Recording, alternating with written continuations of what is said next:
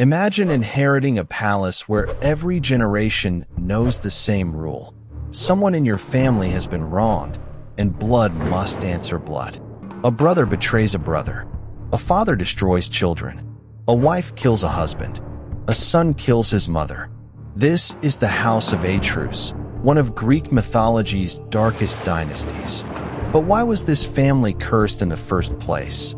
And was there ever one single curse behind all of it? A curse with more than one beginning. The first surprise is that ancient Greek tradition does not give us one perfectly fixed origin story for the curse. Homer already knows the later part of the family disaster. In the Odyssey, Aeschylus takes Agamemnon's wife, helps bring about Agamemnon's death, and is later killed by Orestes. But Homer does not stop to explain the entire dynasty as one inherited supernatural curse. Later poets, tragedians, and mythographers build a much darker family history behind those events. In one important tradition, the trouble reaches back to Pelops, father of Atreus and Thyestes. In another strand, Pelops himself curses his sons after violence within the family. And in Aeschylus, the most horrifying force hanging over the palace is closely tied to the crime Atreus commits against Thyestes and to the blood that keeps calling for more blood. So when we ask why the House of Atreus was cursed, the safest answer is not. One god pronounced one curse, and everything followed automatically. The tradition is layered. Different storytellers gave the family different starting points, but they kept returning to the same terrifying idea. Violence inside a household does not stay buried. If you enjoy discovering how famous myths change across ancient sources, like the video, share it with another mythology fan, and tell us in the comments. When a family keeps repeating the same violence, do you think of fate, inherited guilt, or human choice? Pelops wins a bride, and a curse. One influential later account begins before Atreus is even born. Pelops wants to marry Hippodamia, daughter of King Enemouse. Her father has made marriage almost impossible. A suitor must defeat him in a chariot race, and those who fail die. Pelops survives the challenge, but later tradition often connects his victory with Myrtilus, the king's charioteer. In the version preserved by Pseudo-Apollodorus, Pelops eventually throws Myrtilus into the sea. As he falls, Myrtilus curses the house of Pelops. That gives us one clear ancestral curse. But even here, Greek myth refuses to stay simple. Other traditions tell the chariot story differently. Pindar, for example, presents Pelops' victory through the help of Poseidon rather than the same betrayal narrative. And another later tradition places a different family crime between Pelops and his sons. Atreus and Thyestes become connected with the death of their half-brother Chrysippus, after which Pelops curses them. The details vary, but the pattern is already forming. The family's disaster is not just an external spell placed on innocent descendants. Its members repeatedly create new reasons for vengeance. Atreus and Thyestes turn rivalry into horror. Atreus and Thyestes are brothers, but their struggle becomes a war over kingship, marriage, humiliation, and revenge. Pseudo-Apollodorus tells of a golden lamb connected with the right to rule. Atreus possesses it, but his wife Aerope is secretly involved with Thyestes and gives the lamb to him. Thyestes then uses it to strengthen his claim to the throne. The struggle becomes so extraordinary that the movement of the sun itself enters the myth. In the mythographic version, Zeus supports Atreus, and the sun reverses its course as a sign that Atreus should rule. Atreus regains the kingdom and drives Thyestes away. At this point, the story could have ended as a brutal royal succession dispute. Instead, Atreus discovers the betrayal between his wife and his brother, and he decides that exile is not enough. He invites Thyestes back under the appearance of reconciliation. A shared meal should restore family bonds. Atreus turns it into the opposite, the banquet that poisoned the house. Atreus kills sons of Thyestes and serves their flesh to their father without telling him what he is eating. The story is horrifying not because Greek myth needs graphic detail, but because Atreus corrupts one of the most basic acts of trust: a host feeding a guest, and a brother welcoming a brother home. Only after Thyestes has eaten does Atreus reveal what has happened. In Aeschylus' Agamemnon, this old crime still seems alive inside the palace generations later. Cassandra approaches the house and senses a place saturated with murder. Her vision reaches backward to the children and the terrible meal their father was made to eat. Aegisthus, Thyestes' surviving son in Aeschylus' version, later describes the feast as the cause behind the destruction that follows. This is one of the clearest places where the curse of the House of Atreus becomes more than a family nickname. Thyestes calls destruction down upon the house. But notice what came first. The curse does not create Atreus' crime. Atreus' crime creates the curse. That difference matters, because it turns the dynasty from a story about helpless victims of fate into something more disturbing. Each generation inherits a damaged house, but then makes choices that damage it again. Agamemnon inherits more than a throne. Agamemnon, son of Atreus, becomes one of the greatest kings in the Greek expedition against Troy. But before the fleet can sail from Aulis, Aeschylus presents a terrible demand. The army is trapped without the conditions it needs to depart, and the seer Calchas connects the crisis with Artemis.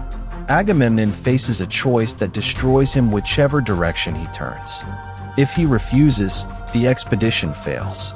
If he agrees, his daughter Iphigenia dies. In Aeschylus' telling, he accepts the sacrifice. The act opens a new wound inside the family. Clytemnestra does not need an ancient curse to hate what happened. She has a direct, personal reason to want revenge against the husband who allowed their daughter to be killed.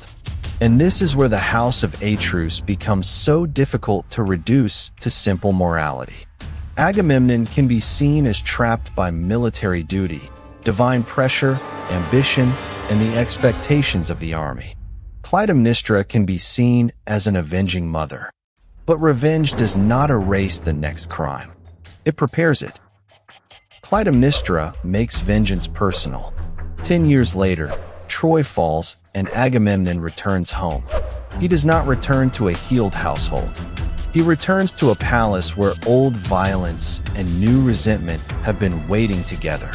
Clytemnestra has joined herself to Aegisthus, the son of Thyestes. That connection is almost too perfect for tragedy. The line of Atreus and the line of Thyestes meet again inside the same palace, not in reconciliation, but in another act of revenge. In Aeschylus, Clytemnestra kills Agamemnon and also kills Cassandra, the Trojan prophetess he has brought home. Aegisthus arrives afterward and openly connects Agamemnon's death with Atreus' crime against Thyestes. From his perspective, the murder is not random. It is payment. Clytemnestra also presents her own reason, Iphigenia. So one killing now satisfies two different histories of vengeance at the same time. The old feud between Atreus and Thyestes, and the newer wound between Agamemnon and Clytemnestra. That is why the house feels cursed even when no god is standing in the room casting a spell. Everyone can explain why the next murder feels justified. Orestes becomes the next Avenger. Then Orestes comes home. He is Agamemnon's son. If the logic of the family continues, his duty seems obvious: avenge his father. In Homer, Orestes can even be held up as an example of a son who wins fame by avenging Agamemnon. But Aeschylus pushes the problem much further. Apollo commands Orestes to punish the killers of his father. Orestes kills Aegisthus. Then he faces Clytemnestra, his mother. For one moment, the entire system of blood revenge collapses into an impossible question. If he refuses to avenge his father, he disobeys the divine command and abandons the duty expected of him.